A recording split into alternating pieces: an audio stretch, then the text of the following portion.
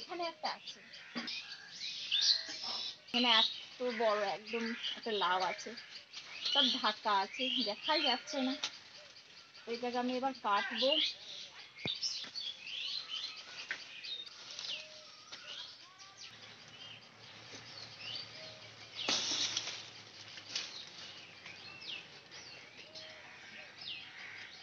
একদম কচি, এখনো ফুলটা কিন্তু ঝরে পড়ে যায়নি, বড় হয়ে গেছে কিন্তু কচি আছে।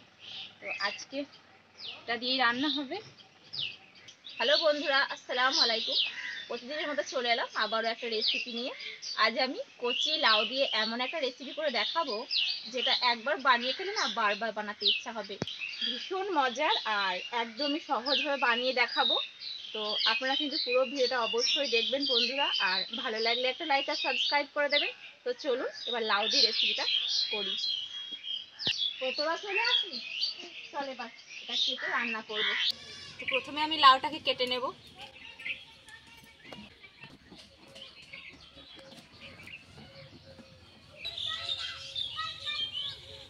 সুন্দর দেখুন, একদম কচি লাউ। এই লাউ দিয়ে এই রেসিপিটা কিন্তু দারুণ হবে আজকে। তো অর্ধেকটা আমি আজকে এই রেসিপিটা বানাবো আর অর্ধেকটা আমি অন্য একটা তরকারি করব। এটা দিয়ে কেটে নিচ্ছি।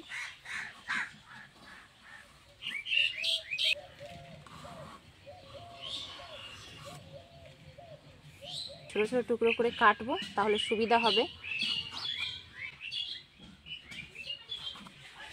তারপর আমি খোসাটা ছাড়িয়ে নিচ্ছি।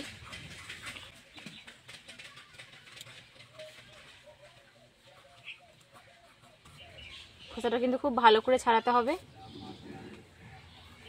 এরপর এগুলোকে ধুয়ে নিচ্ছি খুব ভালো করে। এরপর এই লাউটাকে একদম মিহি করে কেটে নেব। আপনারা চাইলে গ্রেটার দিয়েও গ্রেট করে নিতে পারেন, তবে আমি আজকে বটি দিয়েই দেখাচ্ছি। তবে একদম মিহি করে কেটে নেব। আর লাউ খুব সহজেই গলে যায়, তাই আপনারা যেভাবে ইচ্ছা কাটতে পারেন, তবে খুব বেশি মোটা করলে চলবে না। দেখুন, যেভাবে আমরা আলু ভাজি করি ঠিক সেভাবে কেটে নিতে হবে।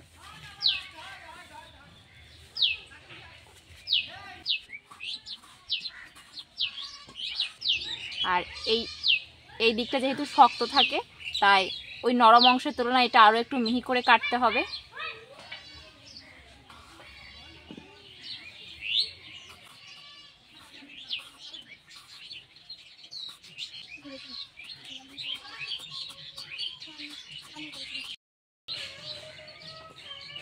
তো এভাবে আমি সবগুলো কেটে নিচ্ছি।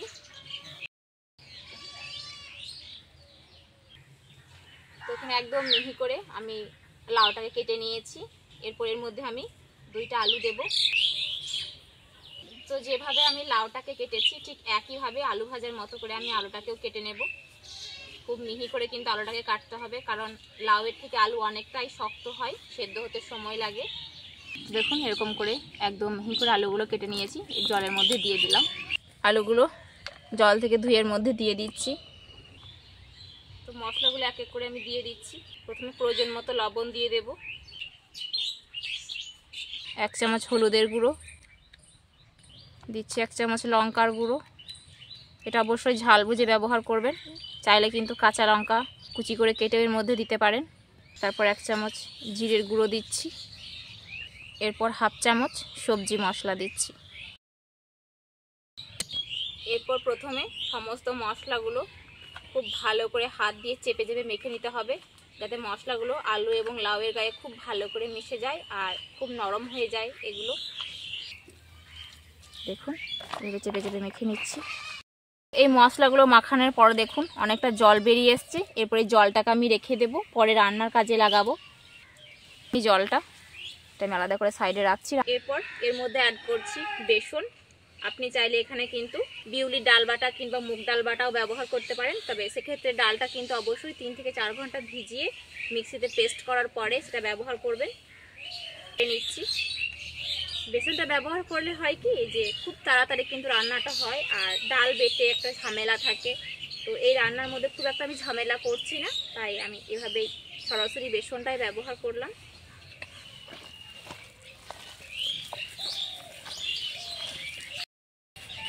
তো এটা খুব ভালো করে মাখিয়ে নিয়েছি। দেখুন খুব বেশি কিন্তু বেসন এখানে ব্যবহার করিনি। টেক্সচার দেখে বুঝতে পারছেন ঠিক কতটা বেসনের প্রয়োজন হয়েছে। একটু আঠালো ভাব এলেই এর মধ্যে আর কিন্তু বেসন মেশানো যাবে না। এরপর কড়াইয়ের মধ্যে সাদা তেল দিয়ে তেলটা খুব ভালো করে গরম করে নেব। তেলটা আমি দিয়ে দিয়েছি, অনেকটা পরিমাণ তেল দিয়েছি, কারণ ডুবো তেলে এগুলোকে ভাজতে হবে। তেলটা খুব ভালো করে গরম হয়ে গেছে। এরপর এগুলো একটু একটু করে নিয়ে গোল করে আমি তেলের মধ্যে দিয়ে দেব। তো এভাবে একটু গোল করে করে তেলের মধ্যে দিয়ে দেব।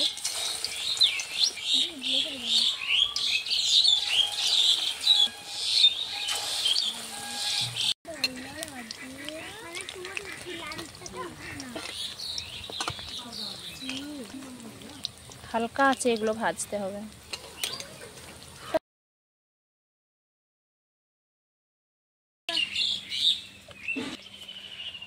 দেখিস হাত কেটে যায় না, সাবধানে কাটবি। হ্যাঁ, তো তুই পেঁয়াজগুলো কেটে নে আর আমি এদিকে এগুলো ভেজে নিয়েছি, ঠিক আছে?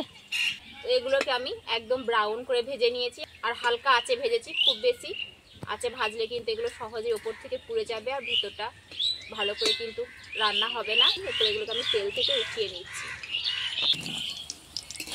এগুলো এই অবস্থায় খেতে কিন্তু দারুণ লাগে। তেলটা ঝরিয়ে প্লেটের মধ্যে নিয়ে নিচ্ছি।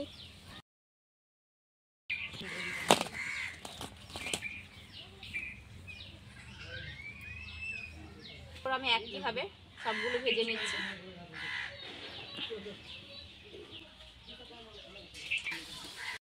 নে তোরা একটা খেয়ে দেখ কেমন হয়েছে। রান্না করবো তখন আবার খাবি, একটা খেয়ে দেখ, ভেঙে দেখ, গরম আছে বেশি। খেয়ে দেখ, খেয়ে দেখ কেমন হয়েছে।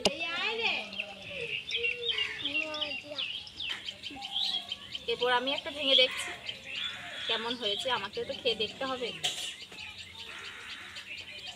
তো আমি আর আমার ক্যামেরাম্যান একটু খেয়ে দেখি।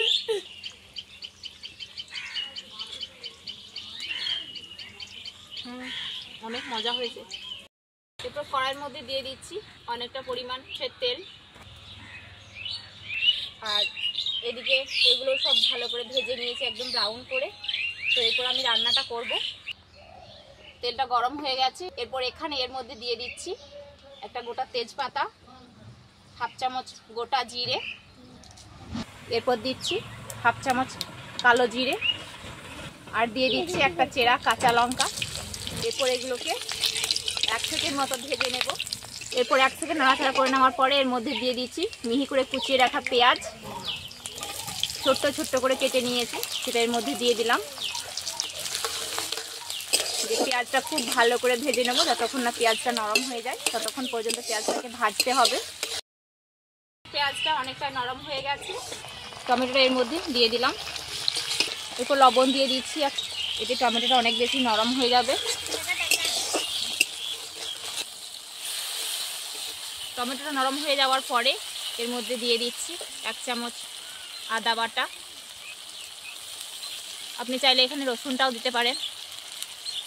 খুব ভালো করে মিশিয়ে নেবো যতক্ষণ না পর্যন্ত কাঁচা আদার গন্ধটা চলে যায়। তো এখানে কাঁচা আদার গন্ধ চলে গিয়েছে, পেঁয়াজ টমেটো খুব ভালো করে মিশে গেছে। তো এরপর আমি এখানে কিছু মশলা অ্যাড করব। তো দিয়ে দিচ্ছি, এটা ছোট একটা চামচ, বড় চামচ হলে 1 চামচ দেবেন, এটা ছোট চামচ তাই 2 চামচ দিচ্ছি। 2 চামচ জিরের গুঁড়ো, 1 চামচ সবজি মশলা,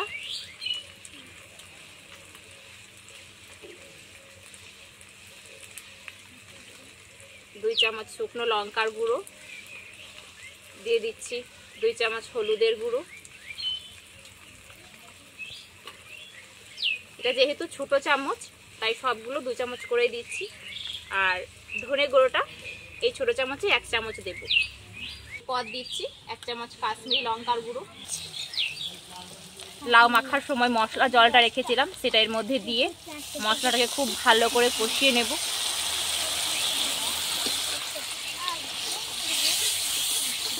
এরপর দিয়ে দিলাম স্বাদমতো লবণ। এটা খুব ভালো করে মশলা কষিয়ে নেব যতক্ষণ না পর্যন্ত মশলার গায়ে থেকে তেল ছেড়ে আসছে।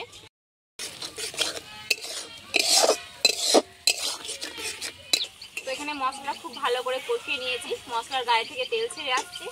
এরপর আমি এর মধ্যে টক দই দেবো। এখানে টক দইটা খুব ভালো করে ফাটিয়ে নিয়েছি। এরপর এর মধ্যে এটা দিয়ে দেব। আর এখানে 150 গ্রাম মতো টক দই আছে।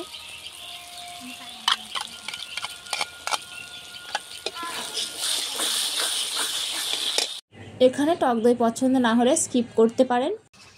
তো খুব ভালো করে দইটার সাথে মশলাটা কষিয়ে নেবো।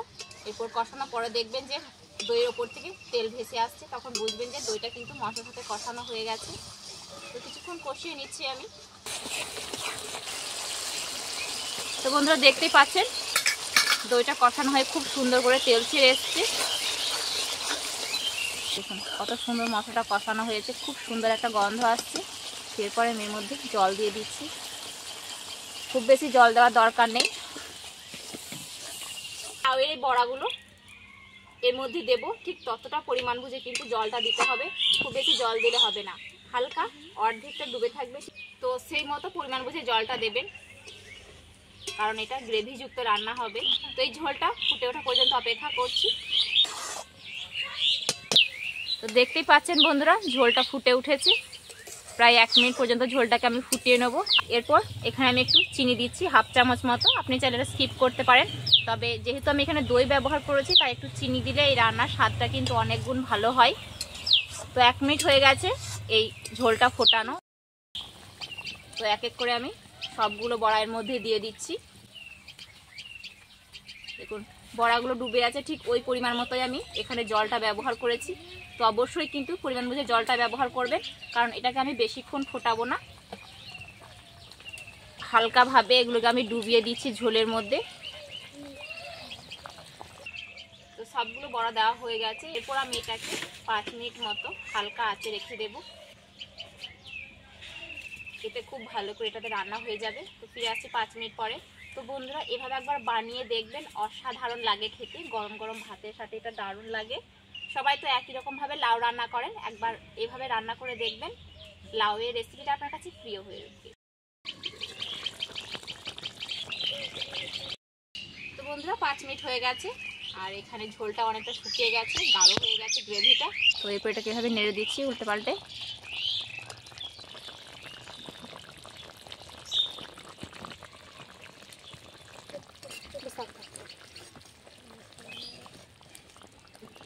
এরপর এটাকে উনান থেকে নামিয়ে দেবো এবং আবারও 5 মিনিট ঢাকা দিয়ে এভাবেই স্ট্যান্ডিং টাইমে রাখবো। দেখবেন যে ওপর থেকে খুব ভালো করে তেল ছেড়ে আসবে। তো বন্ধুরা একটা তুলে দেখাচ্ছি কেমন হয়েছে আজকের এই রেসিপিটা।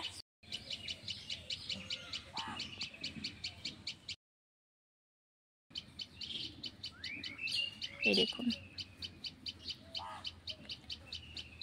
খুব ভালো করে কিন্তু রান্না হয়েছে এটা। তো বাড়িতে কিন্তু অবশ্যই একবার বানিয়ে দেখবেন। তো বন্ধুরা আজকের এই লাউয়ের রেসিপিটা আপনাদের কাছে কেমন লাগলো অবশ্যই কমেন্টে জানাবেন। আপনি যদি আজকের রেসিপিটা ইউটিউব থেকে দেখে থাকেন তো প্লিজ চ্যানেলটাকে সাবস্ক্রাইব করে আমার পাশে থাকবেন। আর ফেসবুক পেজ থেকে দেখে থাকলে প্লিজ পেজটিকে ফলো করে একটু লাইক দিয়ে রাখবেন। তো বন্ধুরা দেখা হচ্ছে এরকমই কোনো একটা রেসিপিতে। আল্লাহ হাফেজ।